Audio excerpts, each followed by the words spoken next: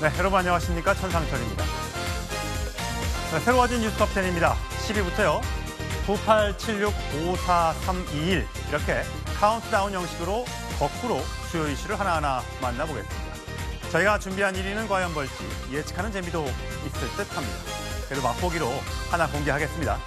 7위 배우 신현준 씨입니다. 청와대 영빈관의 초대를 받았다고 하는데 그 이유가 뭘까요? 멀리 가지 마십시오. 1분 뒤에 바로 돌아옵니다.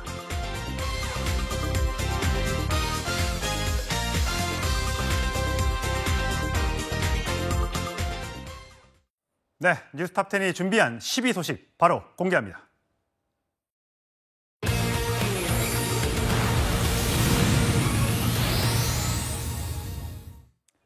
예, 저희가 10위를 우크라이나 러시아 전쟁 주제로 준비해봤는데 드론 앞에 G. 자, 준비된 영상 보면서 설명드리겠습니다.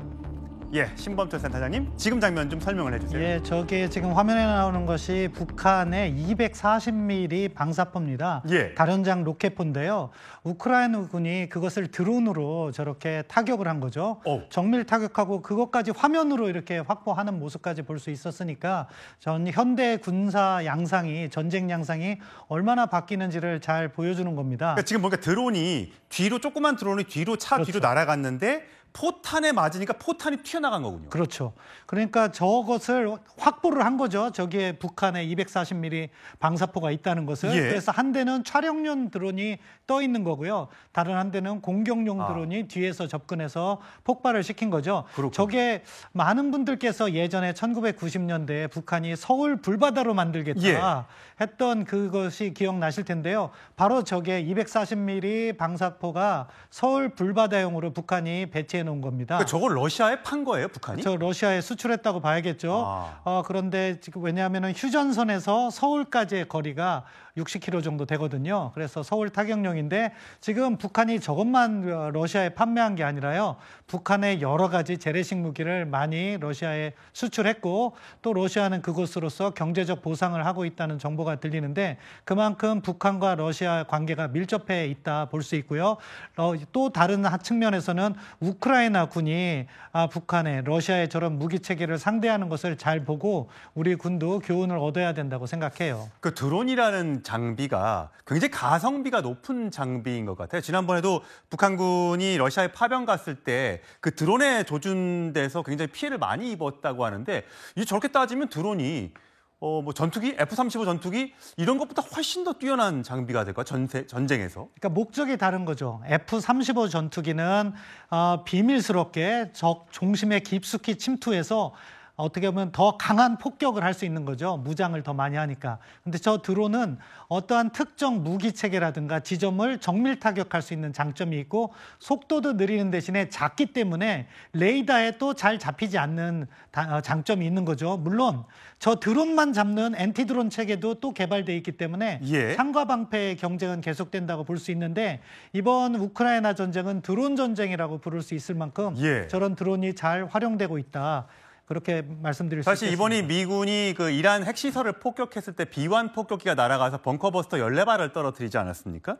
그렇다면 그런 그 지하에 깊숙한 그런 장비의 그 시설에 대해서는 그런 첨단 무기가 투입이 되고 저렇게 지상전 작전을 펼칠 때는 저런 드론이 활용이 되고 근데 사실 우리나라 같은 경우에는 휴전선 아까 말씀드렸다시피 서울하고 60km 또 평택 미군 기지와도 굉장히 가깝기 때문에 이란이 만약에 그때 당시에 뭐 이스라엘을 보복하려면 장거리 미사일을 보내야 되지만 북한은 우리나라의 그 휴전선에 장사정포를 갖다 배치하면 우리가 직접적인 타격을 받을 수밖에 없기 때문에 사실 이란과 미국의 전쟁과 우리와 북한에는 이건 좀 차원이 다르다는 얘기를 하더군요. 예, 정말 잘 지적해 주셨는데요. 90년대에도 미국이 북한을 폭격하려는 계획은 있었는데 그때 우리가 그것을 막았던 이유가 본질적으로 그겁니다. 수도권에 배치되어 있는 이 장사정포를 막을 수가 없기 때문에 북한의 핵시설을 제거한다 하더라도 자칫하면 한반도에서 전면전이 발생할 수 있다. 그렇기 때문에 저희가 막은 거죠. 그럼 역으로 북한의 입장에서 보면은 저런 장사정포들이 사실은 한 한국에 대해서 억제력을 작동했다고 볼 수 있는 거고요. 예. 근데 지금은 더 나아가서 북한이 사실은 저런 240mm를 넘어서서 300mm, 600mm 이렇게 해서 평택이나 또는 저희 계룡대가 있는 논산까지 타격할 수 있는 무기 체계가 있고 더군다나 핵무기까지 갖추고 있기 때문에 이란과는 비교할 수가 없다 그렇게 말씀드릴 수 있겠습니다. 예. 아까 좀 전에 제가 미국의 벙커버스터 말씀을 드렸는데 북한도 지금 지하에 시설들이 많이 있지 않습니까? 핵시설도 지하에 있고 또 김정은의 집무실 지하 벙커도 지하에 깊숙이 있다고 하는데 사실 이란에 있는 핵시설은 100m 밑에 정도에 있다고 하는데 북한의 지금 대피소는 지하철역보다 더 밑에. 그래서 굉장히 깊다고 하는데 그렇다면 벙커버스터가 침투할 수 있는 겁니까? 이렇게 생각하시면 돼요. 지금 미국이 이번에 이렇게 사용했던 GBU-57 같은 경우가 한 60m 정도 간다고 하잖아요. 예. 그럼 만약에 200m를 타격을 하려고 하면 같은 장소에 계속해서 반복적으로 3발, 4발을 떨어뜨려야 되는 거죠. 예. 지난번에 그 이란에 사용한 걸 보면은 한 지점에 2발씩. 예. 그래서 12발을 사용했는데 구멍은 6개를 볼 수 있죠. 예. 그렇게 정밀 타격이 가능한 능력이 있기 때문에 지하 200m에 있다 하더라도 미국이 타격할 능력은 보유하고 있다. 지금 보면 저게 북한 평양의 지하철인데 굉장히 깊어요. 사실 이렇게 보면 얼마나 깊이 팠길래 그러나 싶은데 저거보다 더 밑에 그 시설들이 있다는 거 아니에요? 예, 그렇죠. 뭐 지하에 김일성 광장이 있다 이런 보도도 있었는데요. 지상의 광장뿐만 아니라 지하의 광장이다. 예, 그렇죠. 그러니까 전시 지휘 시설을 뭐 지하 200m, 300m 그 사이에 만들어 놓은 게 이게 최근의 일이 아니고요. 이미 1960년대 북한이 4대 군사 노선 이야기할 때 구축을 해놓은 거죠. 그렇기 때문에 사실 이란과 북한과는 차원이 다른 문제다 이렇게 말씀드릴 수 있겠습니다. 예, 아무튼 이번 미국의 이란 폭격으로 북한 김정은 국무위원장도 굉장히 긴장할 듯 합니다. 다음 주에도 바로 외교안보 소식입니다.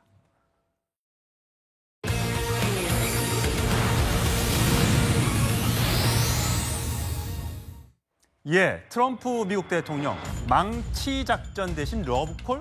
누구를 향한 러브콜일까요? 화면으로 만나보시죠. Is it true that you have reached out with a letter to North Korea's Kim Jong-un?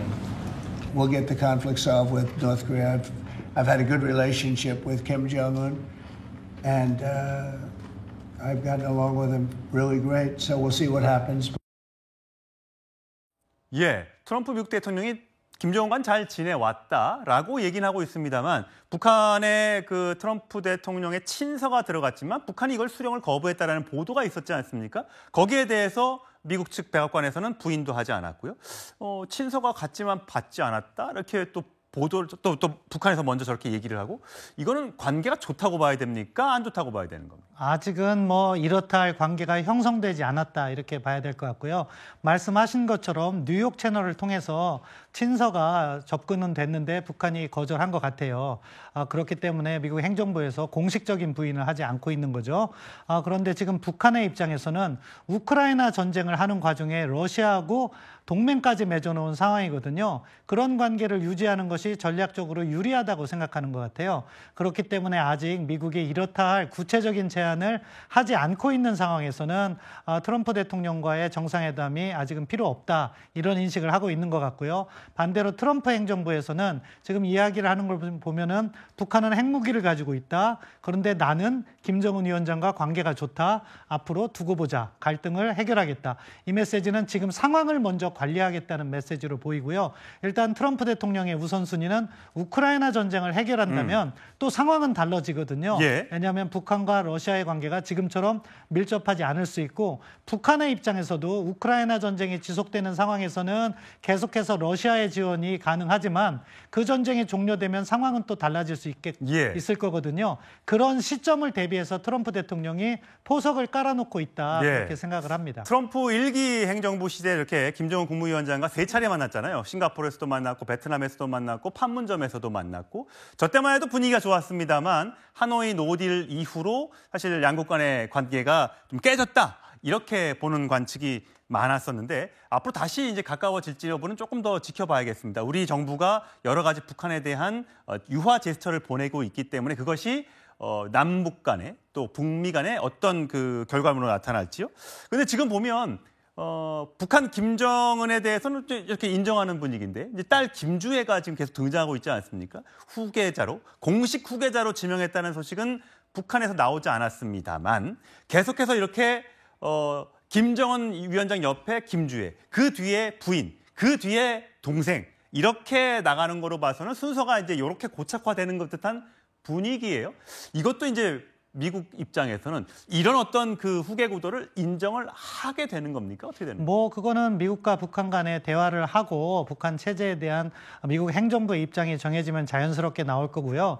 저 권력 서열이라든가 북한 내부의 권력 승계 문제는 북한의 문제라고 보고요, 1차적으로. 그런데 지금 이렇게 나타나는 모습을 보면 김주애로의 승계 구도가 굳어졌다 이렇게 이야기를 할 수 있을 정도로 김주애의 위상이 많이 부각되고 있다 말씀드릴 수 있겠습니다.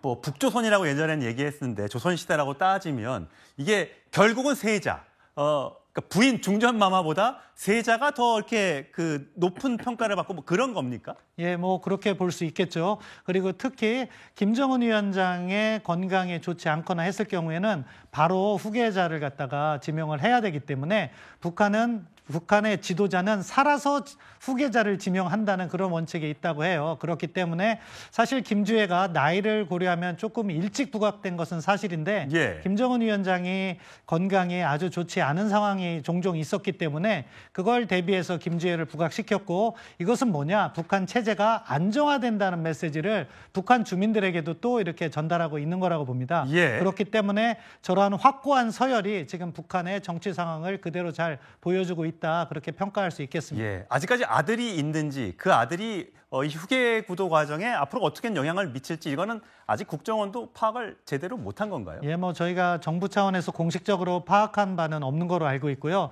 저 관계가 사실은 완전 무결한 것이냐? 물론 최고 지도자의 입장에 따라서 바뀔 수는 있는데 지금 행보를 보면 확실한 후계 구도라고 말씀드릴 수가 있겠습니다. 예, 잘 들었습니다. 자, 전쟁 이야기 또 북한의 후계 구도 이야기까지 짚어봤습니다. 다음은 이 소식 많이들 궁금해하실 겁니다. 다음 주로 가보겠습니다.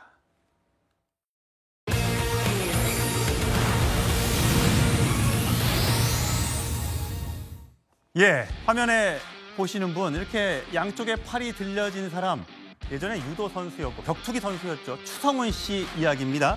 자, 추성훈 씨 굉장히 그 힘을 자랑하는 그런 연예인, 방송인이죠. 요즘에는요. 과거 저희 프로그램에 나와서 씨름으로도 한번 후배를 이렇게 맺힌 적이 있었는데 화면을 한번 만나보시죠. 유도 선배이기 때문에 한번 붙고 싶은 마음이 있었습니다. 잠깐만. 안장 선수. 시작됩니다. 당겼어요. 자, 버텼습니다. 버텼습니다. 예, 추성훈 씨 나이가 40이 넘은 걸로 알고 있는데 저렇게 후배를 냅다 맺히네요. 그런데 지금 한 예능에 추성훈 씨가 출연을 했는데 추성훈 씨가 이 테이저건에 맞는 게 버킷리스트라고요? 네, 이게 왜 버킷리스트일까 의아해하실 수도 있을 것 같은데 추성훈 씨가 방송에서 여러 차례 언급을 했습니다. 테이저건이라고 하죠. 예. 우리가 흔히 영화 같은 거 보면은 난동을 부리고 있는 그런 범인을 제압하기 위해서 순식간에 테이저건으로 딱 전류를 흘려보내는 그런 모습 한 번쯤 보셨을 텐데. 저 뒤에서 저기 쏘고 있는 게 테이저건인가 본데요? 그렇죠. 서울경찰청의 협조를 통해서 성사가 된 자리였습니다. 예. 추성훈 씨가 워낙 이 테이저건 맞으면 어떤 느낌일지 체험해보고 싶다는 얘기를 여러 번 해왔더니 방송을 통해서 이렇게 직접 체험해보는 기회를 갖게 된 겁니다. 그 체험해보니까 어떻다라는 거예요? 지금 보시는 것처럼요. 테이저건 맞기 전에는 다소 결연한 모습 보여지시는데 맞고 나서 바로 쓰러졌습니다. 5초간은 버텼어요. 버틸 수 있겠다. 나는 5초 동안 써도 된다. 이렇게 얘기를 했었는데 발끝으로 간신히 버티는 그 모습도 확인이 되거든요. 아파! 이렇게 매마디를 외치면서 쓰러지셨다고 합니다. 그런데 테이저건을 맞은 소감은 느낌이 너무 좋았다라고 밝혀서 예? 주위에 있던 모든 사람들을 놀래켰다고 합니다. 저 밑에 화면 나가지만 절대 따라하시면 안 됩니다. 절대로 해서는 안 되는 행동입니다. 이 영상 역시도요. 서울경찰청의 협조 하에 안전한 장치들을 해놓고선 이루어진 것이지 일반인들은 절대 해서는 안 되는 행동이죠. 테이저건의 위력, 저희가 사실 범죄 피의자를 체포할 때 영상으로도 보고 또 영화에서도 많이 봤잖아요. 지금 보면 저렇게 튀어나가서 전기 충격을 주는 거잖아요. 그렇죠. 굉장히 저게 충격이 큰 거죠. 그렇습니다. 이 테이저 건은요, 아주 얇은 바늘이 발사가 되는 겁니다. 이 바늘이 제대로 지금 제압하려고자 하는 그 상대방의 몸에 꽂혀 들어갔을 때 이제 전류가 5만 볼트 고전압이 흐르게 되는 거죠. 5만 볼트요? 그렇습니다. 아주 일시에 전류가 들어가게 되어서 근육 경련이 일어나고 사실상 몸을 움직이지 못하게 되는 상태로 만들어지지만 비살상 무기입니다. 이 테이저건을 맞았다고 해서 어떤 신체에 위해가 잊혀진다거나 아프게 되는 것은 아니거든요. 그러니까 극심한 고통이 있지만 그 자체로서 어떤 살상의 무기가 되지 않기 때문에 많이 활용은 되지만 경우에 따라서는 테이저건 사고도 발생하기도 합니다. 예. 테이저건이 효력이 없는 경우도 있어요. 그러니까 침이 제대로 꽂히지 않는다거나 옷이 두꺼우면. 그렇죠. 경우에 따라서는 테이저건을 발사해도 계속 난동을 부려서 오히려 그 이후에 사고로 이어지는 경우도 있고요. 만약 인공 심장을 달고 있다거나 그 외에 개인이 질병을 갖고 있다면 테이저건을 썼을 때 문제가 있을 수도 있기 때문에 좀 안전한 사용이 필요하고 아무나 쓸 수 있는 건 아닙니다. 예. 경찰관이라든가 승무원, 제한된 인원만 활용할 수 있는 기구입니다. 예. 앞에 추성원 씨 본인이 워낙 그 UFC 격투기 경험도 있고 또 유도도 했었고 본인이 강하다는 모습을 보여주기 위해서 이렇게 저런 행동을 했습니다만 여기 나온 것처럼 경험 후에는 또 해보라고 하면 절대 하지 않겠다라고 했을 정도로 굉장히 위험한 무기일 수 있습니다. 꿈에서라도 따라하시면 절대 안 되겠습니다. 자, 다음 주제로 가보겠습니다.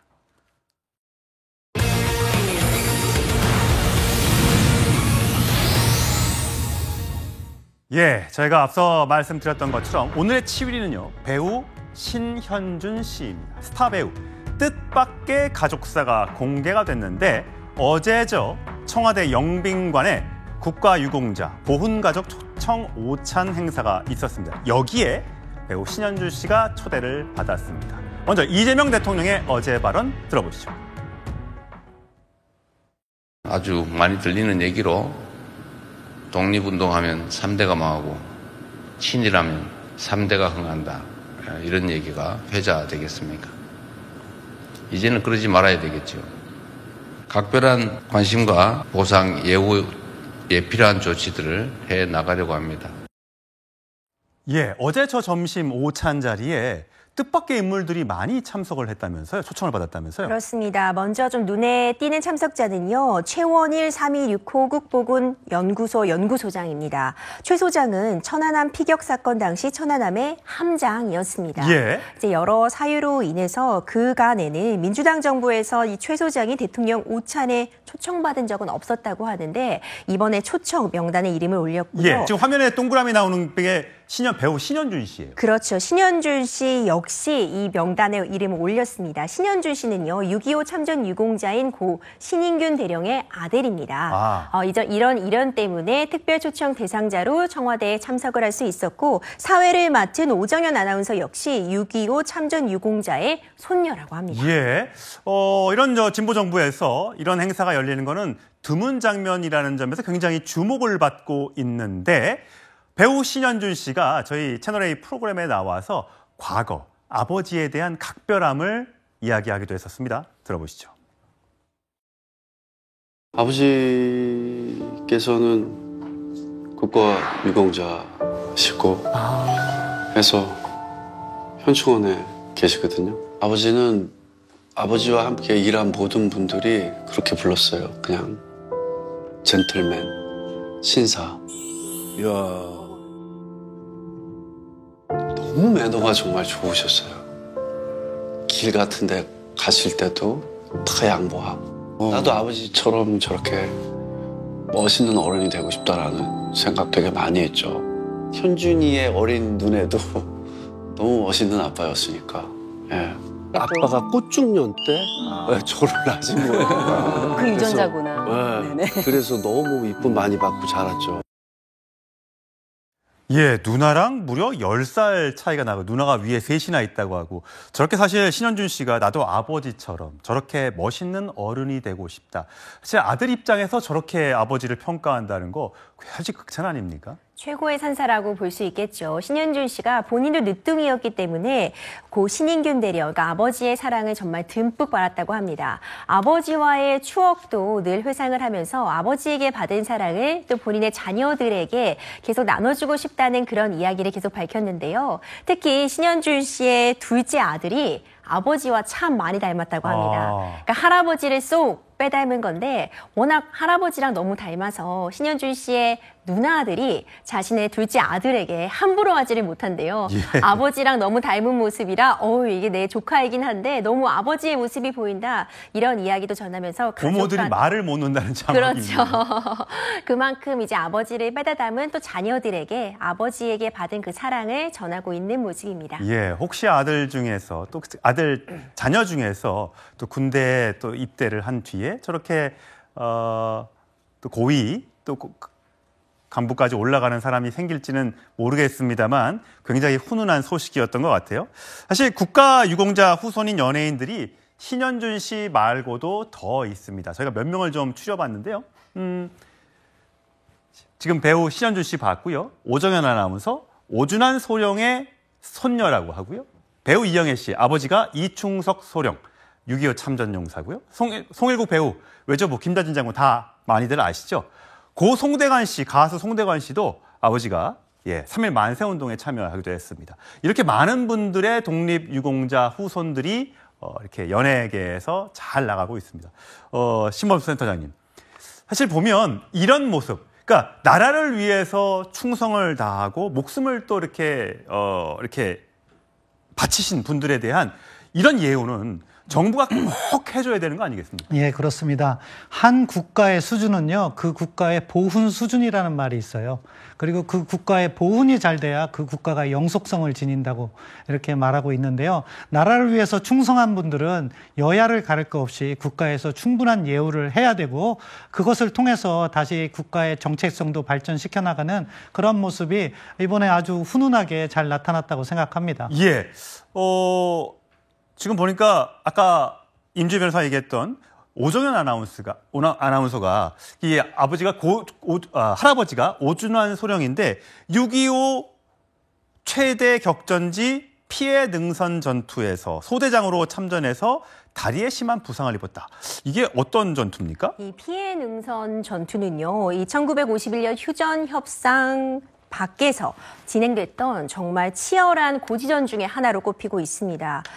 피해 능선 전투는 1951년 8월 18일부터 9월 5일까지 18일간이나 진행이 됐었는데 정말 그 참혹했던 전장을 피로 얼룩진 능선이다. 예. 이렇게 소개가 될 정도로 굉장히 유명한 그런 전투인데요.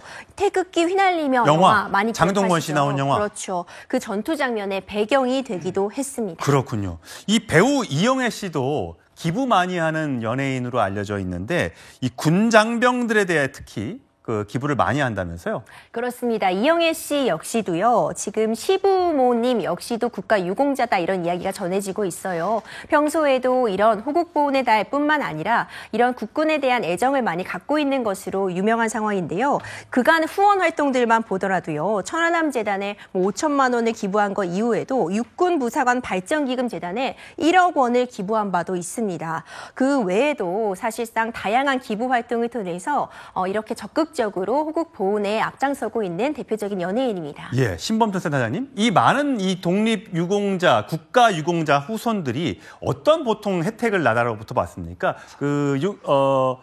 현충원에 묻히는 거 말고 다른 예우들은 뭐가 있습니까? 사실은 뭐 직접적으로 연금을 수령하는 경우도 있고요. 예. 그런데 뭐 그 밖에 특별한 혜택은 많지 않습니다. 공무원 시험 볼 때 가산점이라든가 그런 혜택은 있는데 아무튼 당대에서 당신께서 다치면은 충분한 보상을 받을 수 있지만 자녀들에게까지는 그렇게 많이 가지 않는 게 또 우리의 현실이기 때문에 예. 그런 보상을 조금 더 두텁게 할 필요는 있다고 생각해요. 그러니까 아까 이재명 대통령이 얘기했던 것처럼 독립운동을 했는데 후손들이 가난하게 살고 또 6.25에 참전했는데 후손들이 어렵게 살고 이런 일은 절대 있어서는 안 되겠다. 그에 맞는 지금이라도 늦었지만 지금이라도 어떤 것들을 더 해드릴 수 있는지를 찾아보겠다. 이런 거죠? 네, 아주 저는 좋은 말씀하셨다고 생각합니다. 사실 국가보훈처가 지난 정부에서 국가보훈부로 격상이 됐어요. 장관급으로. 예, 그렇습니다.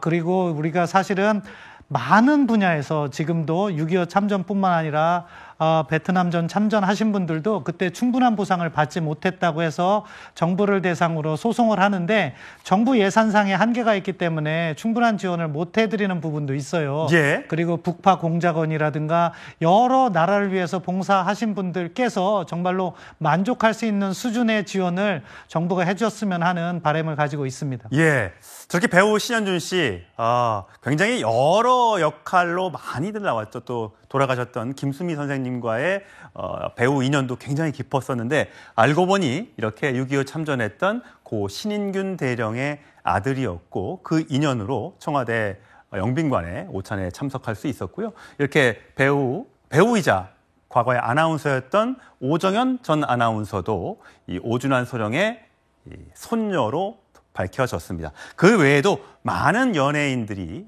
과거에 이 선친들께서 국가유공자로 활동을 해서 지금 많이들 기억하게 되는 것 같습니다. 예, 지금 보면 송일국 씨의 아들 삼둥이 저기 다 모자를 저렇게 쓰고 있으니까 벌써 군인 된 것 같아요. 너무 귀엽죠. 그런데 저렇게 귀여운 대한민국 만세가요. 지금 대한이랑 미국이는 키가 벌써 180cm라고 합니다. 옛날 사진인 거죠? 그렇죠. 이미 훌쩍 커버린 삼둥이인데 저기 있네요. 김좌진 장군의 풍채를 빼닮았다 이런 얘기도 나오고 있어요. 송일국 씨가 이전에도 방송에서 밝히길 김좌진 장군, 그러니까 할아버지가 딱 키가 송일국 씨만 했다, 나만 했다고 하시더라 이런 얘기를 전했는데 그 DNA, 그 유전자가 또 삼둥이에게 그대로 물려진 것 같습니다. 예, 정말 대한민국 만세입니다. 예, 지금까지 4개 주제 살펴봤는데 잠깐 순위 살펴보고 가겠습니다. 예, 10위는요. 예, 드론 앞에 G, 드론으로 방사포를 잡는 장면. 망치 대신 러브콜, 트럼프 미국 대통령이 북한 김정은 위원장을 향해서 잘 지내보자, 잘 지내고 있다 이렇게 발언했던 장면. 테이전 맞고 아파하는 방송인 추성훈 씨의 모습, 그리고 스타 배우의 뜻밭 가족사, 예, 배우 신현준 씨 이야기까지 4개 주제 짚어봤습니다. 이제 본격적으로 정치권 소식으로 가보겠습니다.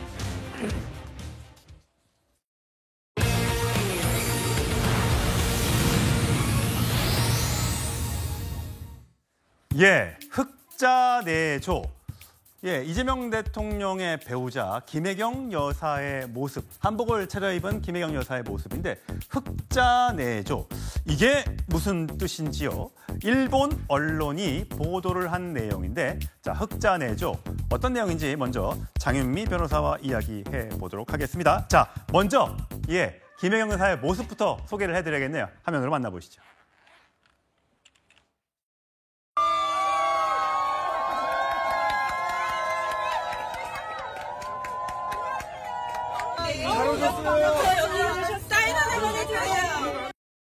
저는 동포 간담회 그냥 작게 한다고 그래서 가벼운 마음으로 왔는데 너무 낭낭하신 아나운서분이 계시고 듬직한 우리 회장님들이 계시니까 이거 대통령이 올 자리인데 제가 괜히 왔나 그런 생각이 듭니다. 허심탄회하게 얘기하는 그런 시간이 되었으면 좋겠습니다.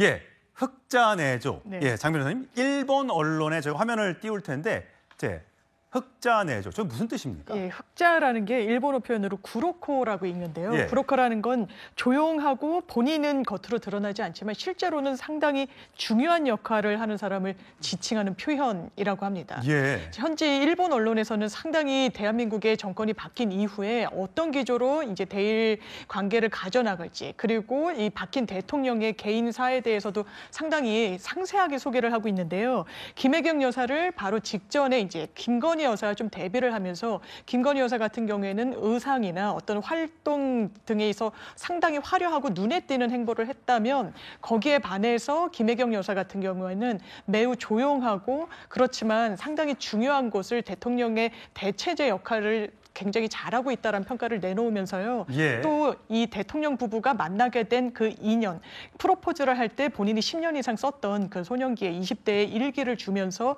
그 부분으로 프로포즈를 하고 여사가 받았을 때는 이게 다이아몬드 반지보다도 훨씬 귀한 거구나. 그리고 본인의 개인사, 어려운 가정사를 부끄러워하지 않고 나에게 이야기해 주는구나. 마음을 좀 예. 터놓게 됐다는 그런 사례까지도 소개하고 있습니다. 일본에서도 이재명 대통령 부부에 대한 관심사가 그만큼 높은 것 같습니다. 적자, 흑자, 흑자, 적자 이런 뜻이 아니고요. 조용한 역할을 하는 사람을 일컫는 흑자, 구로코라는 표현을 일본 언론에서 썼다는 얘기를 들어보셨고, 자, 김혜경 여사는요, 지난 대선 때 소록도를 방문한 적이 있었습니다. 화면으로 만나보시죠. 네, 저희가 불편한 거 대통령님 텔레비전 나오는 대통령님 텔레비전 나오면 뭐거든요. 아 그러세요? 네. 안동서 왔었어요. 네, 안동 사람입니다. 우리 경상도서 대통령 나서 감사합니다. 건강하세요. 예, 송영훈 전 대변인.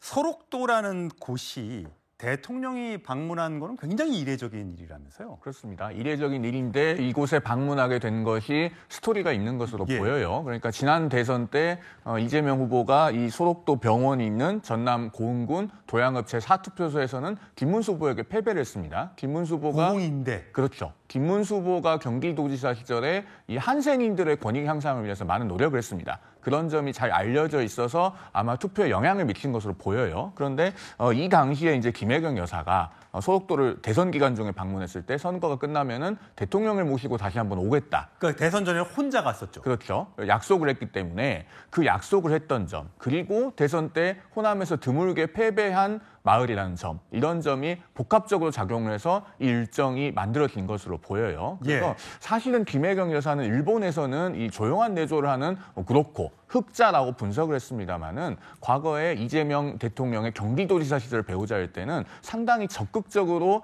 배우자의 정치 활동을 도왔죠. 그래서 민주당 중진 의원들과 식사를 하다가 선거법 위반으로 기소가 돼서 지금 대법원 상고심까지 가 있지 않습니까? 그런 점에서 여러 가지 그 남편의 득표에 관한 점까지 고려된 일정을 저렇게 잡지 않았겠는가 하고 생각되는 점이 있습니다. 예, 이재명 대통령 부부는 예능에도 출연한 적이 있었었죠. 예, 그런 면에서는 적극적이었다는 표현도 맞는 것 같습니다. 예, 다음 주로 가겠습니다.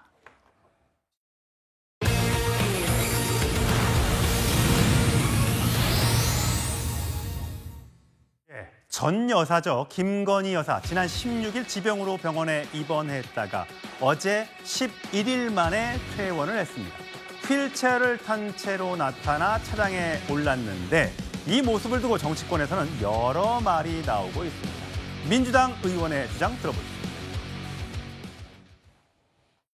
저도 사진을 봤는데 우울증으로 입원했다가 퇴원을 하셨는데 휠체어를 타고 나오셔서 그건 이제 좀 뭐 의아하기는 했고요. 익숙한 광경이죠. 보통은 뭐 재벌 회장님들이나 높은 정치인분들 또는 뭐 그에 상응하는 권력을 가지고 계신 분들이 이렇게 수사 대상이 됐을 때 그런 모습을 자주 연출했던 것 같은데요. 그리고 어쨌든 이제 김건희 여사 측에서 수사를 제대로 받겠다, 피할 생각이 없다 이런 입장을 냈었기 때문에 그 약속이 지켜지면 좋겠습니다. 예, 강성필 부대변인. 네. 일단 김건희 여사 변호인은 특검의 소환 요청에 응하겠다라고 얘기한 상태인데 저렇게 휠체어를 타고 나왔습니다. 그러니까 우울증으로 인해서 입원했던 것은 알려졌는데 휠체어를 타고 왔다? 어떻게 해석해야 될까요? 사실 저희 커뮤니티에 재미난 글이 제가 하나 눈에 들어오더라고요. 아산병원이 김건희 여사 건강에 대해서 책임져야 된다. 왜? 걸어서 들어갔는데 나올 때는 휠체어 타고 나왔으니까 더 상태가 안 좋아진 거 아니냐, 이런 비난글이 있는 거예요. 아, 그런 비난글이 일부 커뮤니티에 있다. 이거 우회적으로 하는 것이죠. 그러니까 쉽게 말해서 이 우울증이라고 하면 사실 마음의 병이잖아요.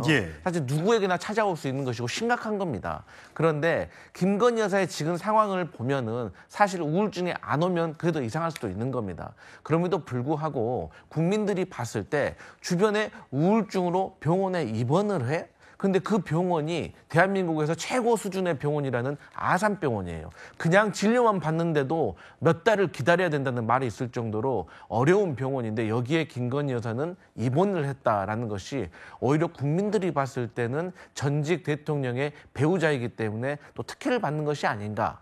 혹은 또 수사를 피하기 위한 꼼수가 아닌가라고 의심을 가게 하는데 저는 개인적으로 그럼에도 불구하고 사람이 아픈 거잖아요. 예. 그렇기 때문에 빠른 쾌유를 바라고 있고 또 쾌유가 되고 나서는 또 수사에도 좀 제대로 임했으면 좋겠다. 그런데 예. 정당한 수사라고 하면은 이게 또 논란이 되는 말인 것 같아요. 그래서 저는 메시지를 낼 때 그냥 단순하고 드라이하게 성실하게 임하겠다. 국민께 송구하다. 좀 이런 메시지를 내줬으면 좋겠다. 이런 생각 듭니다. 정익진 변호사님, 그 휠체어를 민 사람이 바로 윤석열 전 대통령입니다. 과거 한 언론과의 얘기에서도 뭐 아내가 옛날부터 우울증이 심각했고 진짜 많이 아프다. 특검을 피하려 입원한 거 아니냐. 이거는 그거 아니다라고 얘기를 했어요. 저런 모습이 이제 어쨌든 화면을 통해서 언론을 통해서 국민들에게 전달이 됐잖아요.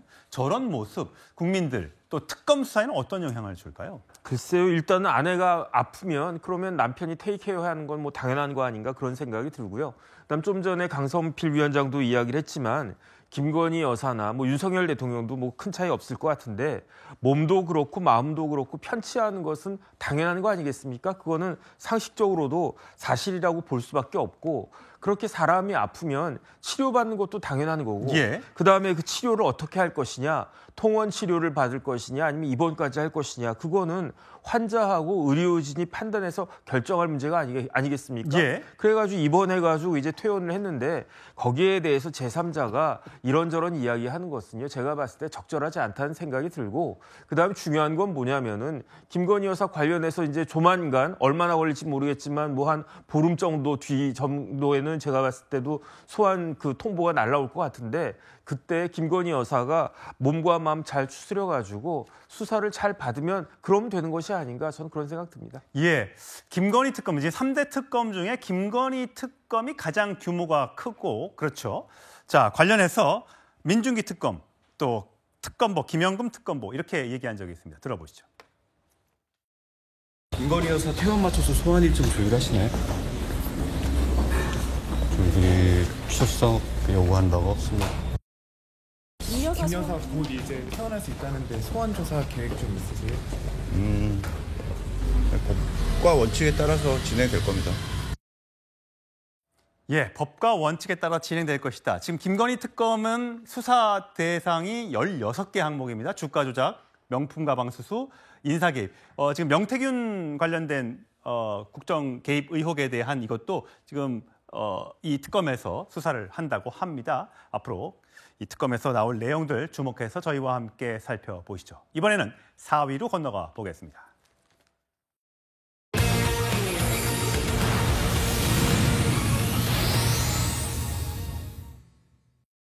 예, 하얀색 옷을 입은 사람. 예, 국회의사당 본관에 섰던 국회의원 비례대표 의원직을 승계한 가장 젊은 손솔 진보당 의원입니다. 어제 이렇게 이준석 의원과 지나친 장면이 화제가 됐는데 이준석 징계하라 이렇게 요구했습니다. 화면으로 만나보시죠. 첫 인사 자리에서 이 말씀을 드려도 되나 많이 고민했습니다. 하지만 지금도 진행 중인 사안이고 우리 국회가 함께 해결해야 하는 일이기에 용기를 냅니다. 이준석 의원을 징계해 주십시오. 이준석 후보가 TV토론 생중계에서 내뱉은 충격적인 발언에 모두가 동시에 한 방 얻어맞았기 때문이었습니다. 그 고통스러운 마음과 참담함이 모여 이준석 의원 제명을 요구하는 국민청원 59만이라는 결과로 표현됐다고 생각합니다. 솔직히 말씀드리지만 그때 완화했음에도 불구하고 그 정도로 불쾌감을 느끼실 분들이 있는지는 제가 예측하지 못했습니다. 돌아간다면 그렇게 하지 않겠죠. 이것을 알고 간다면은. 장유민 변호사님, 네. 손솔 의원 비례대표 의원을 승계한 지 얼마 안 됐어요. 왜 콕 집어서 이준석 의원을 겨냥한 겁니까? 본인이 의정 활동을 하는 데 있어서 이 부분이 동료 의원으로서 인정할 수 없다라는 걸 첫 일성으로 이제 이야기를 한 것 같습니다. 실제로 대한민국 정치인으로서 대단히 부적절합니다. 저는 누구나 실수할 수 있지만 그 실수도 파급력이 상당히 큰 실수였고 나아가서 수습하거나 사과하는 자세도 사실 대선 주자로서는 상당히 미치지 못하는 국민 눈높이를 전혀 헤아리지 못하는 그런 어떤 자세를 보여줬기 때문에 더 논란을 자초했던 측면이 있습니다. 거기에 대해서 국민들이 이런 의원들은 대표를 할 수 없다. 국민의 민의를 대리할 수 없다라고 하면서 거의 60만 명 가깝게 제명에 같은 의견을 모아주신 거 아니겠습니까? 그렇다면 이런 부분과 관련해서 다시금 한번 환기하면서 국회에 제명을 촉구하는 그런 의견을 낸 것으로 보입니다. 예. 하필이면 콕 찍어서 이준석 의원이었을까요? 자, 지금 잠시 후에도 국민의힘 이야기로 건너가 보겠습니다만 김종인 전 비대위원장 라디오 방송에 출연해서 지금은 국민의힘은 이준석 의원도 한동훈 전 대표가 와도 이거 못 살린다라고 이야기를 하고 있습니다. 들어보시죠. 내가 보기에 지금 개혁신당의 이준석 이제 앞으로 그분이 이제 전당대회가 하면은 대표로다가 막 취임할 것 같이 보이는데 지금 당장에 뭐 개혁신당하고 국민의힘이 합한다고 보면 난 불가능하다고 봐요. 지금 한동훈 대표가 뭐 어떤 결심을 하려는지 모르겠지만 지금 이 국민의힘의 구조상으로 지금 대표가 된들 내년 지자체 선거까지 근본적으로 혁신을 할 수 있는 어떤 방안이 있느냐 하는 것이 가장 중요한 과제인데 구체적으로 지금 준비가 돼 있지 않을 것 같으면 내가 보기에는 성취하기가 힘들 거라고 봅니다. 송영원 전 대변인. 그러니까 이준석 의원이 개혁신당을 갖고 와 또 국민의힘이 합쳐질 가능성도 없고 합친다 해도 국민의힘을 살려낼 가능성은 없다. 지금 저렇게 얘기를 하고 있어요. 근데 정말 내년 지방선거가 6월이니까 뭐 올 말 아니면 뭐 내년 상반기쯤에 개혁신당과 국민의힘이 이렇게 다시 합쳐질 가능성이 있다고 보세요? 글쎄요. 이준석 의원과 개혁신당으로서는 당장 내년 지방선거를 어떻게 치러야 될지에 대해서 대단히 깊은 고민이 있을 거라고 생각은 됩니다. 왜냐하면 이준석 의원의 지난 대선 과정에서의 그 TV토론 발언으로 인해서 이준석 의원은 여성 유권자들로부터 일단 압도적 비호감을 형성한 상황입니다. 그리고 그런 이준석 의원이 개혁신당의 당 대표로 복귀한다면 그것은 당 전체의 이미지에 영향을 미치지 않을 수 없어요. 그런 상황에서 소수 야당인 개혁신당의 간판을 달고 내년 지방선거에 출마하려고 할 좋은 인재들이 얼마나 있을 것이냐. 그러니까 당선 여부를 떠나서 그 인재 영입 자체가 쉽지 않을 거다. 그렇습니다. 출마자를 구하기도 쉽지 않은 상황이 될 것이기 때문에 지방선거를 단독으로 헤쳐나갈 수 있을 것인가 여기에 대해서는 겉으로 표현하지는 않아도 내심 깊은 고민이 있을 거라고 생각합니다. 그런데 한편으로 국민의힘도 지금 개혁신당과의 합당을 논의할 만한 처지가 못 되죠. 왜냐하면 내부적으로 김용태 비대위원장의 5대 개혁안이 제시됐지만 그것도 깊이 있는 논의에 이르지 못하고 지금 유야무야 되다시피 하고 있는 상황입니다. 자체적인 혁신과 변화가 우선시돼야 되는데 남의 힘을 빌려서 어떤 소수 정당을 합당해서 변화하려고 하는 모습을 보인다고 한들 그것이 국민들께 어떤 소구력을 얻을 수 있겠습니까? 그렇기 때문에 당장에 그런 논의가 진행될 만한 환경이 되지 않을 것으로 보입니다. 국민의힘은 국민의힘대로 아주 처절하게 뼈를 깎는 노력을 보이는 것이 우선시되어야 된다. 이런 말씀을 아울러서 드리겠습니다. 예, 정혁진 변호사님. 이준석 의원은 지금 개혁신당 전당대회에 나올 것 같아요. 대선에서 두 자릿수 득표율에 실패를 했음에도 불구하고 그렇게 되면 이준석 의원이 다시 당대표가 만약에 된다고 하면 개혁신당은 다시 정상궤도에 올라갈 수 있긴 하는 겁니까? 글쎄요. 어쨌든 뭐 누가 뭐라고 해도 개혁신당의 오너급이라고 할 수 있는 사람은 이준석 의원밖에 없지 않습니까? 그러니까 오너가 오너 자리를 갖다가 되찾는 것이다. 이런 생각이 드는 것 같고요.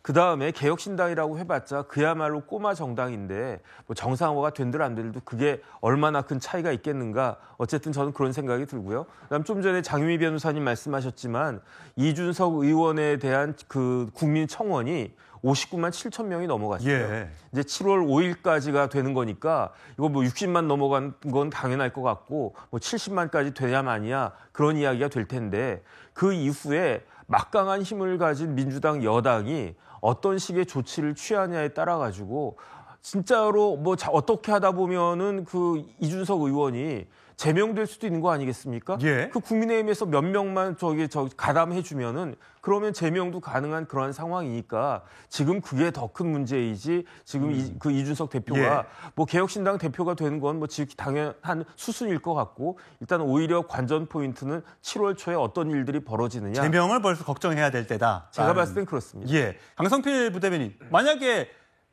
민주당에서 진짜 제명을 하려고 한다면 할 수는 있겠죠. 추진이야.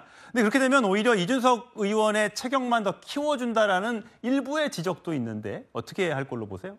근데 저는 이런 어려운 문제가 있을 때는 그냥 정도로 가는 게 맞다고 생각합니다. 정치적인 계산으로 뭐 이렇게 하면은 이준석이 체급이 커진다, 또 이렇게 하면 비난이 있을 것이다, 역풍이 분다. 저는 이런 생각할 필요가 없고 그냥 자유투표에 맡기면 된다고 생각을 합니다.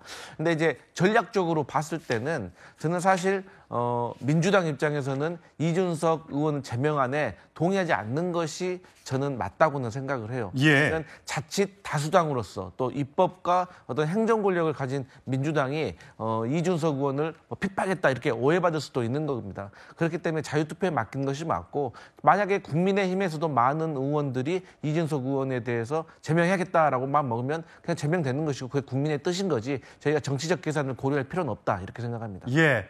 자, 국회 본회의장에 앉아있는 이준석 의원 여튼 미소를 띠고 있는데 앞으로의 정치 일정은 험난해 보입니다. 자, 이어서 3위로 가보겠습니다.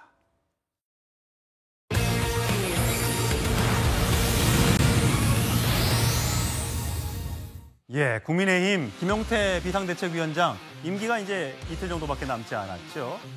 그런데 여러 가지 혁신을 내놓고 있습니다만 이게 받아들여지지도 않고 있고 지도부를 어떻게 구성할지 여부도 아직까지 확실하지 않습니다. 6070도 외면하는 정당이 됐다라는 보도가 쏟아지고 있습니다. 여론조사 결과 살펴보겠습니다. 예, 자, 송영훈 전 대변인, 정당 지지율을 보면요. 오른쪽 빨간색이 국민의힘, 왼쪽이 민주당입니다. 거의 전 연령대에서 민주당이 앞서 있는데 주로 보수적인 유권자가 많다는 60대, 또 70대 보면 70대에서는 42대 34 정도지만 60대에서도 46대 28. 굉장히 6070에서도 국민의힘에 대한 비토 정서가 강한 것 같습니다.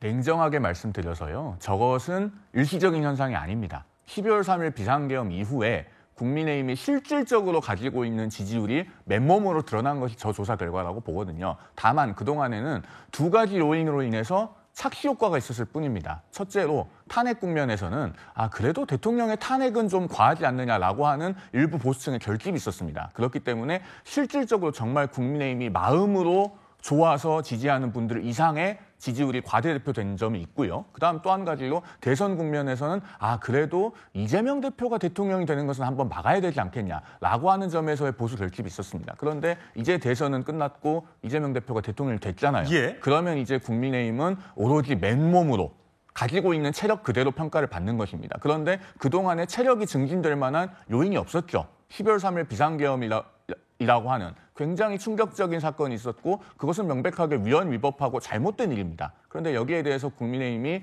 공식적으로 사과하고 반성하고 국민들께 변화와 쇄신을 보여드리는 일에 대해서 대단히 소극적이고 인색했습니다. 그런 것들이 집약된 결과가 현재의 여론조사인 것이고 더 중요한 것은 지금도 절실한 변화의 움직임이 보이고 있지 않다는 것이죠. 6월 3일 대선이 끝나고 20여일이 지났습니다마는 원내대표를 새로 선출하고 그 원내대표가 비상대책위원장을 겸임하겠다라고 하는 말이 들리는 것 외에 국민들께서 정말로 국민의힘이 무엇을 처절하게 변화하려고 하고 있느냐라는 부분에 대해서 지금 큰 물음표를 그리고 있는 것이 저 여론조사 결과라고 생각합니다. 예. 당내에서 보고 모두가 좀 뼈아프게 느껴야 되는 그런 조사 결과라는 말씀을 드리고 싶습니다. 예, 장희 변호사님. 네. 예전에 참 잘 되는 정당은 이름도 안 바꾸고 또 대표가 오래 가기도 하고 이렇게 원만하게 진행이 됐는데 혹시 지금 국민의힘 비상대책위원장 몇 번째인지 아세요?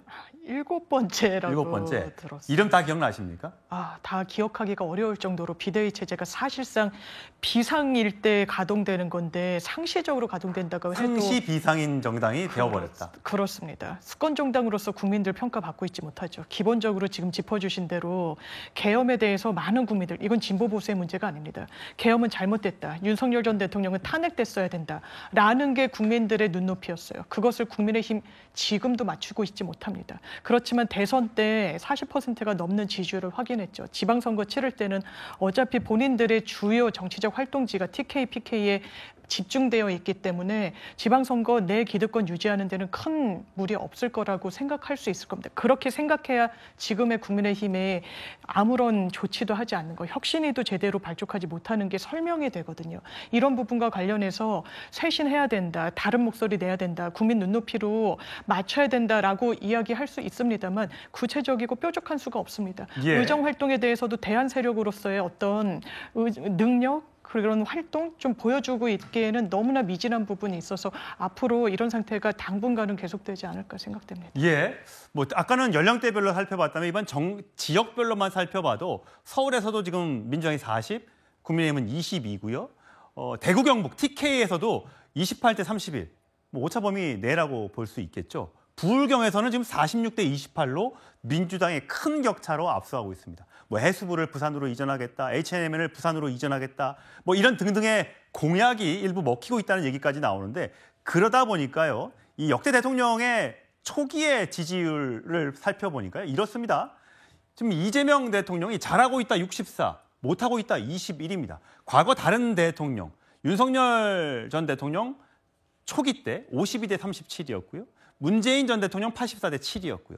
다른 대통령과 비교해봐도 이재명 대통령이 잘하고 있다는 응답자가 꽤 높은 걸로 나타나고 있습니다. 자, 국민의힘 입장에서는 이런 그 지지율이 고착화되는 것을 어떻게든 역전을 시키려고 해야 될 텐데 아까 앞서 말씀드렸다시피 여러 가지 어려운 점이 있는 것 같아요. 정혁진 변호사가 보시기에는 어떻게 해야지만 국민의힘이 달라지고 이재명 정부를 향해서 야당의 역할을 제대로 할 수 있다고 생각하십니까?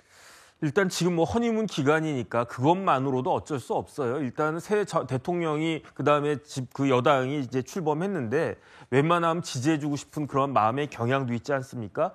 거기에다가 최근에 많이 오른 게 있어요. 그게 뭐냐면 주가가 엄청나게 올랐어요. 아, 그렇죠. 그러니까 사람들이 특히 젊은이들이 기분이 좋아질 수밖에 없지 않겠습니까? 그런데 여기에 대해서 국민의힘은 어떤가?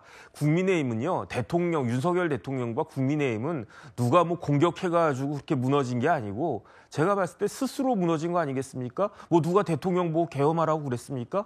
그랬는데 더 중요한 건 뭐냐면은 국민의힘은 지금 누가 봐도 환자이고 웬만한 명의가 들어와가지고는 고치기 힘들 정도로 중증인데 더 심각한 건 뭐냐면요. 국민의힘은 치료까지도 거부하고 있는 그런 환자예요. 그러니까 열심히, 그러니까 의사하고 그 환자가 열심히 어떻게 하면 나아야 되겠다, 좀 그 쾌차가 돼야 되겠다, 이렇게 합심해가지고 노력을 해야 되는데 예컨대 혈당이 막 500, 600 이렇게 나오는 그런 환자가 계속 의사가 이거 조심해 이야기함에도 불구하고 의사도 아니고 그냥 상식적으로 그렇게 해야 됨에도 불구하고 계속 콜라 마시고 뭐 주스 마시고 이래가지고 혈당 더 높이는 거 아니겠습니까? 이런 사람들에 대해서, 이런 환자에 대해서 누가 지지할 수가 있겠는가?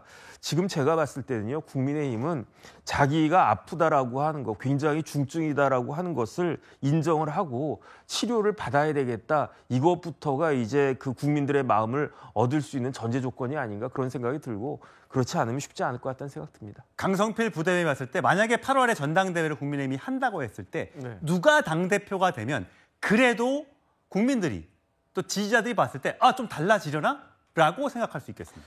제가 뭐 누구라고 지칭하지는 않겠지만 최소한도로 뭐 김문수 전 장관이나 한동훈 전 대표 이 두 분 정도는 나와서는 안 된다. 둘 다 안 된다. 네, 거기에 추가적으로 뭐 나경원, 뭐 권성동 이렇게 이미 책임이 있는 분들이 내가 이번엔 더 잘해볼게, 나는 잘할 수 있어 라는 식으로 저는 출마해서는 안 된다라고 생각하고 정말로 이 탄핵의 강을 건너고 책임지는 모습을 보일 수 있는 분들이 나와야 되기 때문에 저는 기존에 지금까지 뭐 지난 총선부터 대선까지 이 과정 속에서 책임이 있었던 분들은 나오지 말아야 된다. 저는 그게 답이다 그렇게 생각합니다. 예, 알겠습니다. 오늘의 2위 주제는 아마 많이들 궁금해하실 겁니다. 윤석열 전 대통령 이야기입니다.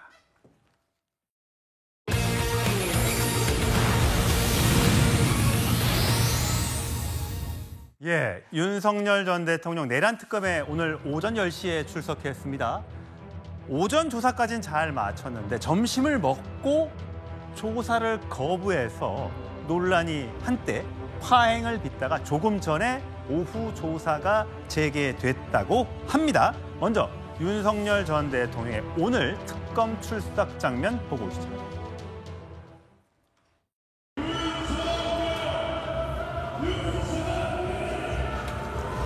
지하주차장으로 들어가지 않은 이유 있으실까요? 조석 특검을 8년 만에 피의자 신분으로 만나셨는데 어떻게 보십니까? 이번에도 진실거부권 행사하실 건가요? 원래 지하 주차장을 통해서 들어가게 해달라라는 요청을 했고 특검이 거부를 했는데 오늘 별다른 얘기 없이 지하 주차장이 아닌 고검 현관을 통해서 들어갔습니다만 말은 하지 않았습니다. 내란 특검 오늘 오전 조사 후에 점심 무렵 지난 이후에 오후 조사가 이루어지지 않다가 4시 50분경 지금 6시 36분이니까 조금 전에 시작이 됐고요.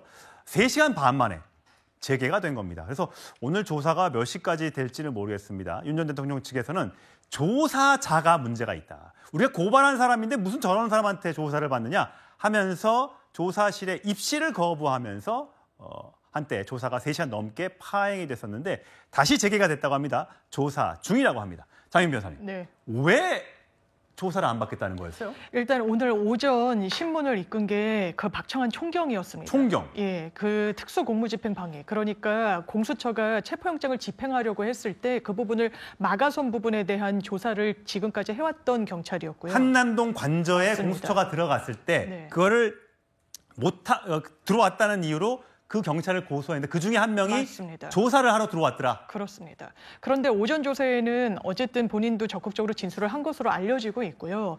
그리고 지금 윤석열 전 대통령이 내걸고 있는 논리대로라면 피의자가 조사하는 수사관이나 검찰이든 경찰이든 고소고발을 하면 그냥 조사를 무한 지연시킬 수 있는 겁니다. 그래서 경찰에서 입장도 냈습니다. 고발한 거는 맞는데 그렇다면 본인이 문제 삼고 있는 그런 부분들, 왜냐하면 불법 체포였다고 윤석열 전 대통령은 이야기를 하고 있으니까요. 1차 때는 아예 현장에 나가지 않았고 2차에 한남동 관저에 간 건 맞지만 윤석열 전 대통령이 아니라 경호처의 지휘 라인을 체포하기 위해서 갔었다라고 합니다. 그러니까 어떻게 보면 법리적으로 말도 되지 않는 것을 이유로 사실 민원인 대기실에서 대기를 하면서 그것도 3시간 이상 조사에 불응한다. 그때 특검에서 나왔던 건 그러면 특단의 조치를 형사소송법에 근거해서 할 수밖에 없다. 사실상 명시적으로 이야기를 하지 않았지만 추가 체포영장 또 청구할 수밖에 없었다라는 겁니다. 그러니까 이런 상황에서 다시금 조사를 재개한다.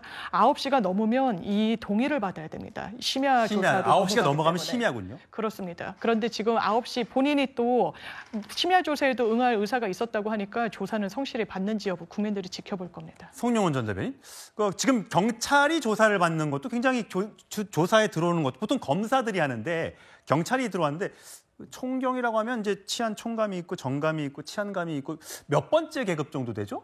그런데 지금 박창환 총경은요. 예. 경찰청 중대범죄수사과장입니다. 예. 그리고 지금 그 내란 특검팀의 일원이기 때문에 충분히 조사를 할 수 있어요. 그리고 이 조사 주체에 관한 윤석열 전 대통령과 그 변호인 측의 이 의의는 제가 봤을 때는 좀 수긍하기 어려운 측면이 있습니다. 왜냐하면은 1월 6일과 1월 15일 그 두 번의 그 공수처와 공조본의 체포 시도 그것이 지금 위법하기 때문에 고발해둔 상태이고 예. 그 피고발인 중에 한 명이다라는 것 아닙니까? 그런데 엄연히 법원이 발부한 체포영장을 가지고 집행하러 들어온 겁니다. 그렇기 때문에 박창환 총경이 그 당시에 왔든 오지 않았든 사실은 위법한 어떤 체포 시도와 관여되어 있다. 그래서 조사 주체로서 자격이 없다. 이렇게 보기는 좀 납득하기 어려운 측면이 있어요. 근데 역대 대통령 조사 여러 사람들이 박근혜 전 대통령이나 이명박 전 대통령이 조사받을 때는 다 검사들이 들어왔다고 하더라고요. 물론 그렇기는 합니다. 그리고 그런 점에서 윤 전 대통령이 내심 이것은 나에 대해서 어떻게 보면은 그 예우가 부족한 것이 아니냐 이렇게 생각하는지는 모르겠어요. 그러나 그렇다고 하더라도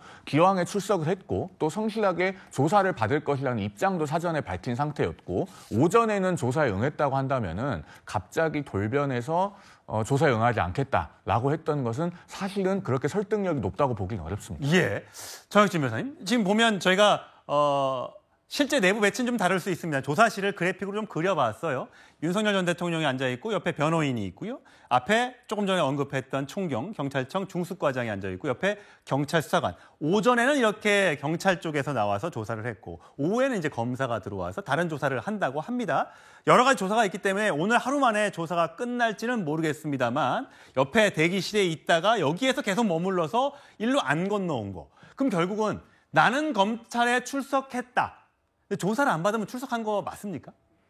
조사를 안 받아도 어쨌든 그 뭐 출석한 모양은 그 갖춰진 거니까 지금 구체적으로 서울고등검찰청 내에 사무실이 있는 거 아니겠습니까? 예. 어떻게 진행됐는지는 조금 더 자세한 내용을 봐야 되는데 제가 봤을 때는요. 이거는 검찰과 특검과 윤 대통령 사이에 신경전이다 그런 생각이 들고요. 그다음에 이제 조금 전에 송영 변호사님께 말씀을 하셨지만 윤 대통령 측의 논리는 뭐냐면은 공수처가 여기에 대해서 내란죄를 수사할 권한이 없다는 거예요. 그러니까 영장을 발부받았던 그렇지 않았던 윤 대통령 측의 논리는 그거는 불법한 공무집행이었으니까 그러니까 지금 받고 있는 특수공무집행 방해 혐의는 해당되지가 않는다. 계속 그 논리 아니겠습니까? 그런데 그것과 관련된 당사자가 이렇게 수사를 한다라고 하니까 그거는 뭐 논리적으로 말이 안 된다라고 윤 대통령 측은 주장하는 거고 거기에다 더 기분 나쁜 건 지금 앵커가 계속 그 주장하고 말씀하셨지만 경찰이 전직 대통령을 그 수사한다라고 하는 건 조사한다라고 하는 거는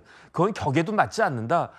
그 굉장히 불쾌할 거예요. 더군다나 윤석열 그 대통령은 검찰총장 출신인데 그 경찰서장급입니다. 경무관도 아니고 그런 사람이 와가지고 특검에 검찰들도 많이 있고 특검보도 있고 다 있는데 왜 그런 사람이 그거 갖다 하느냐. 이거는 나를 좀 그 모욕을 주기 위한 것이다. 그런 생각까지도 할 수 있는 것 같다는 그런 생각이 들고요.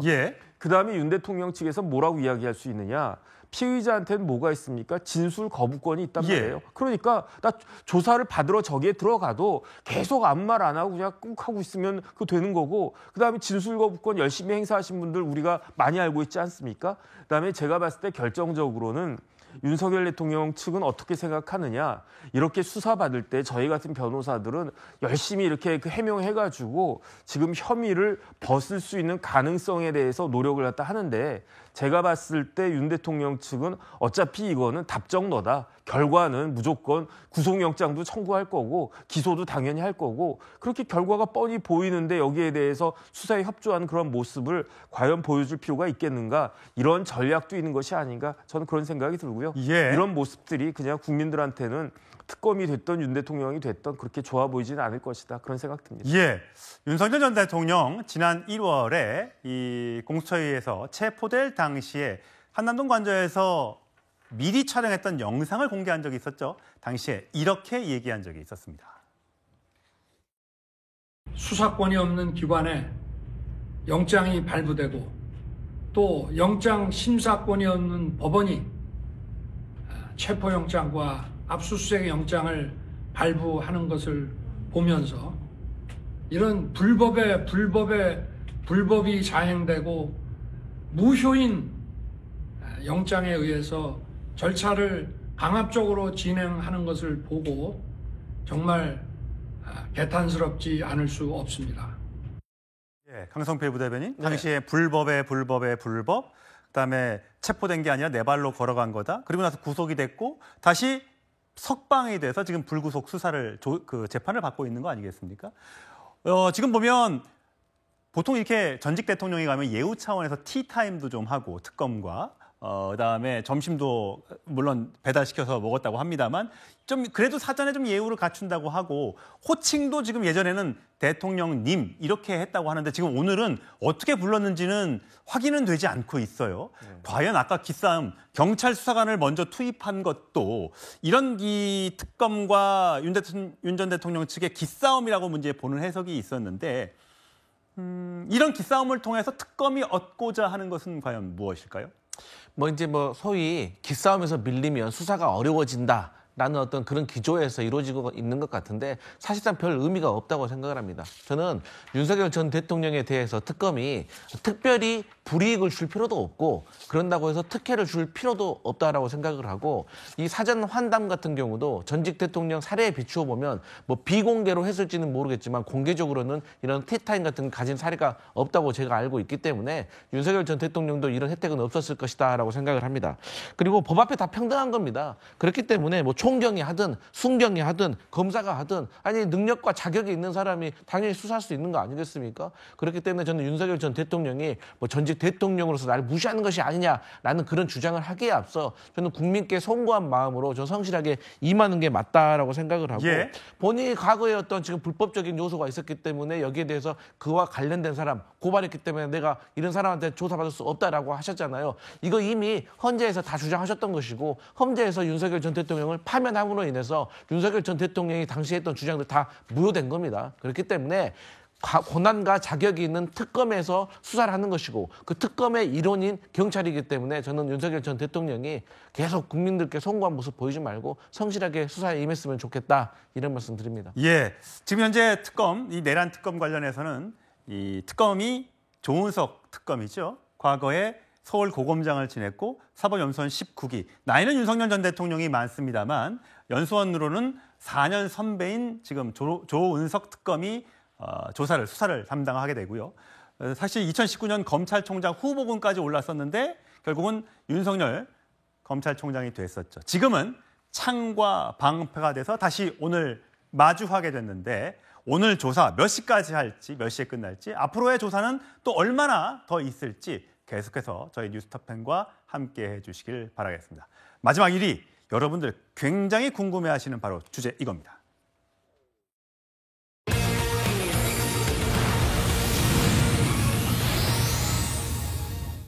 네, 이재명 정부의 첫 부동산 대책이 나왔습니다. 요즘에 너무 부동산 가격이 올라가니까요. 나경원 국민의힘 의원, 대통령실에서 이거 이재명 정부의 첫 부동산 대책이 아닌데요? 라는 부인과 함께 다시 그걸 반박하는 내용들이 나오니까 이거 오리발 정권이냐. 왜 이재명 정부에서 나온 대출 규제 정책에 대해서 왜 본인들이 만들었다고 이야기를 못하냐라고 지금 국민의힘에서 주장이 나오고 있습니다.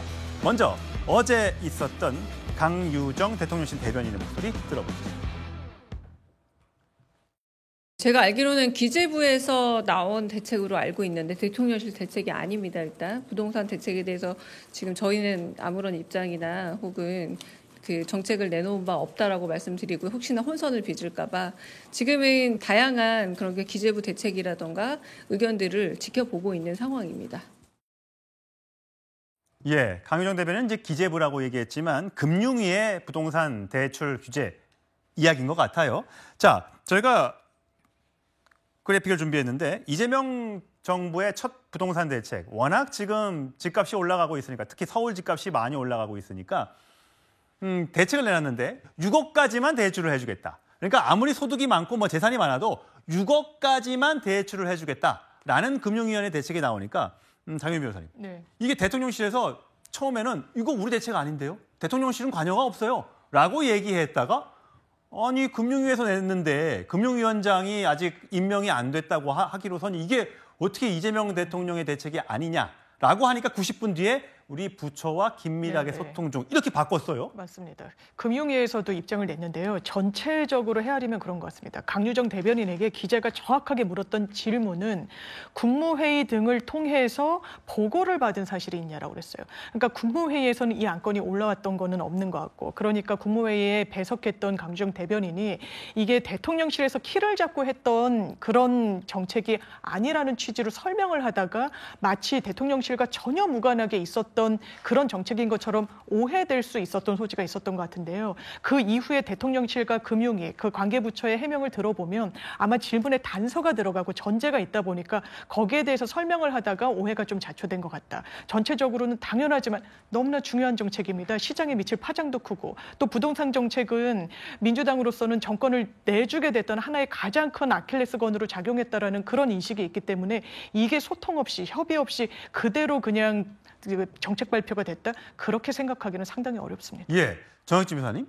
어쨌든 6억으로 이제 대출을 규제를 하면 지금 요즘에 서울 아파트 값이 뭐 10억 밑에가 있는 게 많지 않잖아요. 뭐 평균 값이 막 10억이 넘어가는 것 같은데 이렇게 되면 사실 서울에 집 사지 말라는 얘기인데 또 이게 당연히 대출을 안 해주니까 집값을 잡을 수 있겠다라고 생각하는 분들도 계시겠지만 이렇게 되면 아니 그러면 10억 이상 현금 갖고 있는 사람들만 집을 사고 청년들이나 또 신혼부부들 집 사지 말란 얘기네? 그럼 우린 평생 집 없는 사람으로 남아야 되냐? 논란이 좀 있는 모양이에요. 글쎄요. 일단 전 좀 심각하다고 보는 게 왜 그러는가. 일단 대통령실 대변인이 기재부와 금융위도 구별하지 못하나 일단 그 생각도 들고 그다음에 중요한 건 뭐냐면요. 대통령실에서 저렇게 왜 부인하겠습니까? 저게 대책이 아니기 때문에 그런 거예요. 왜 그런가? 제가 이런 부분들에 대해서 관심이 있어가지고 저도 찾아봤는데 우리나라 한국경제학회 회장을 지내셨던 우리나라 최고 경제학자 중에 한 분이 뭐라고 말씀을 하셨느냐. 이런 식으로 부동산 관련해가지고 대출 규제를 하면요. 누가 더 부자가 되느냐. 현금 부자만 훨씬 더 부자가 되는 그런 역효과가 있을 것이다. 그렇기 때문에 부동산 관련해서 대출 규제하는 것은 최악의 정책이다 이렇게 이야기를 했었거든요. 그것도 문재인 정권 때. 그런데 문재인 정권 때 그 잘못을 전철을 그대로 밟겠다는 거 아닌가 저는 그런 생각이 들고요. 그렇기 때문에 이 대책이 과연 제대로 된 대책이 될 수 있을까? 이걸로 인해 가지고 또 다른 더 그 악영향이 있을 수 있는 것이 아닌가 그런 생각이 들고요. 이런 부동산 문제는 시장의 원리에 맡겨야 되는 거 아니겠습니까? 공급과 수요의 원칙에 따라 가지고 적절하게 인정할 건 인정하고 그래야 되는데 그렇지 않고 무조건 억누르려고 하다가 지난번 노무현 문재인 정권에 이어가지고 이제 부동산 노무현 시즌3 되는 거 아니냐 이런 이야기 지금 많이 하고 있습니다. 여기에 대해서 정부가 좀 진지하게 대책을 내놔야 되는 거 아닌가 싶습니다. 예, 지금 주식값이 올라가는 거는 많이들 좋아하십니다. 하지만 이 부동산 값이 너무 올라가면 너무 상대적인 박탈감도 많이 들고 평생 나는 집을 못 사는 것 아니야? 자, 이런 얘기. 지금 주진우 의원의 주장처럼 많은 국민들이 굉장히 놀라고 있다. 윤석열 금융위와 이재명 대통령의 금융위가 따로 있느냐? 대통령실 대책 이게 뭐냐? 이런 비판도 나오고 있다는 점 정부가 뼈아프게 이해를 해야 될 것 같습니다. 자, 이상으로 토요일 뉴스톱10 마치겠습니다. 이어진 뉴스에도 많은 시청 바랍니다. 고맙습니다.